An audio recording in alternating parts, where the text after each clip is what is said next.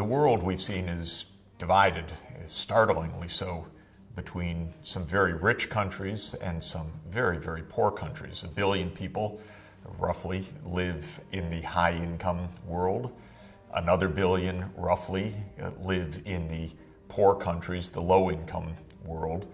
And then another 5 billion, 5/7 of humanity, are in between in the middle-income countries.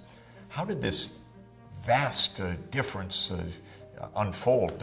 How is it that we have countries like the United States, or some even richer, at $50,000 per person per year of income or higher, and some countries like Mali or Malawi or Niger at under $500 per person per year, less than 1/100th the income levels of the high-income countries? We certainly didn't start this way a couple of centuries ago. If you look back to the period just before the great takeoff of modern economic growth, just before what we call the Industrial Revolution, the world was fairly equal in poverty. Just about every part of the world was rural. Just about every part of the world had its population and its workforce engaged in trying to stay alive as peasant farmers, smallholder farmers eking out a survival. When it was a bad season, bad rains, heat wave, drought, people not only suffered, they died. And that kind of extreme poverty was pervasive. It was everywhere in the world.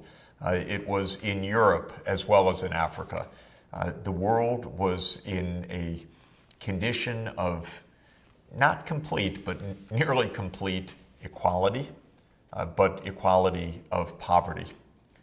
The story of today's inequality, therefore, is also the story of modern economic development, what has been called the era of modern economic growth. That's the period since the start of the Industrial Revolution when some parts of the world were able to experience sustained increases of gross domestic product per person, so much so that they transformed themselves from rural to urban, from peasant agriculture to modern industry, and increasingly these days to a modern, high-tech, knowledge-intensive, information and communications technology-intensive service economy. How did this happen? And why did it happen in some places in the world, but obviously not in all parts of the world, in such a way that by now we have these vast inequalities? What it means is not that today's poor countries got poorer over time from 2 centuries ago. They started poor, and by and large they remained poor. Other parts of the world started poor, and by today are very rich. We need to understand the nature of that economic growth and, of course, why it has varied so much across the world and what can be done to unlock that economic growth in today's low-income and especially today's least developed countries. All this takeoff of modern economic growth, the Industrial Revolution and all that followed, is a new event from the point of view of human history. Humanity, our species, best guess, were 150,000 years as Homo sapiens.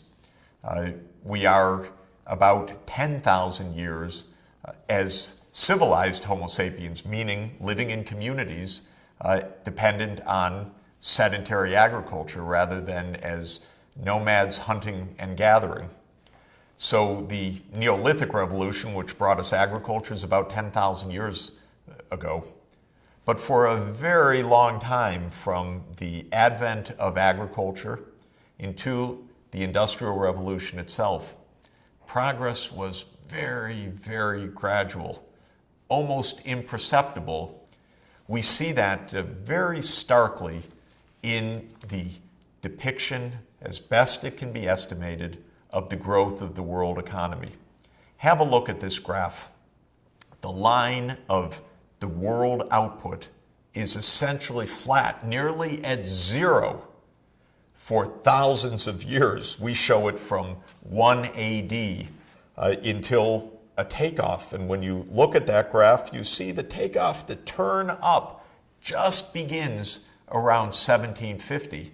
And then it shoots up, if we're looking at total production for the world, till today. And that vertical line continues because the world economy continues to grow very, very strongly today, even if, as we have come to expect, at different rates in different parts of the world. When you think about the total output of the world, which is the sum of the gross domestic product in each country, we can think of that as having two parts. One is the output per person in the world times the number of people in the world. And so when we ask the question, why did the world economy take off around 1750? Was it due to rising output per person, or was it due to a rise in the number of people? We can say yes. What do I mean by yes? I mean both. Both factors have played a huge role, and strangely enough, nearly simultaneously, the world population went up and down by small amounts for 2,000 years, roughly 500 million people on the planet. In bad periods like the Black Death, the numbers would come down. In good periods, the population would increase.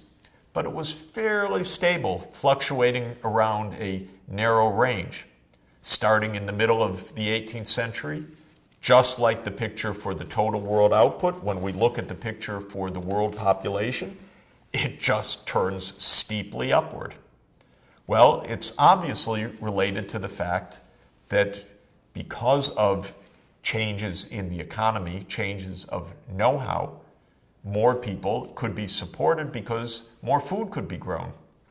There was more output per person as well, rising productivity, economic growth in the sense of a rise of gross product per person. We see it again, nearly flat, imperceptible changes for century after century.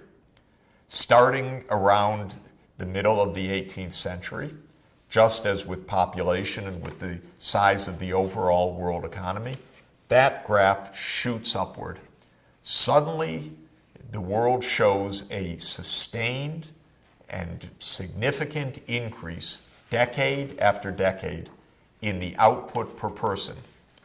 Of course, I have to caution, these are estimates from various kinds of evidence of what the world looked like before 1750.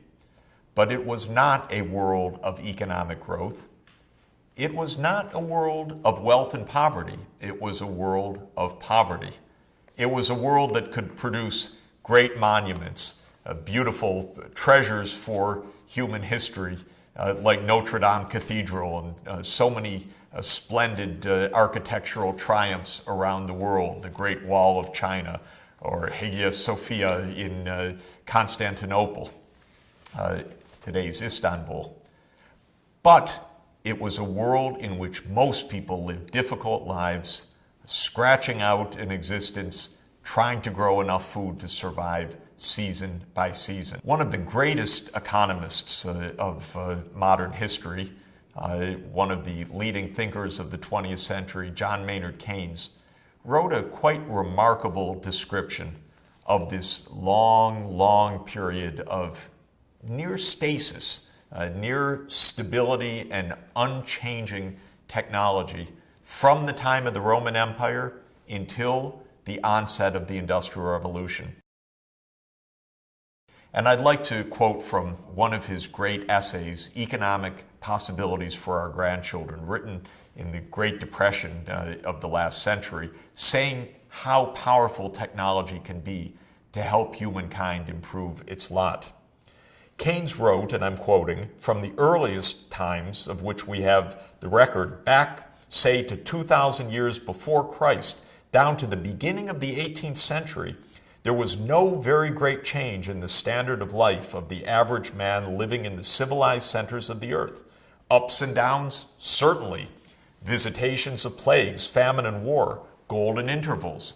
But no progressive violent change.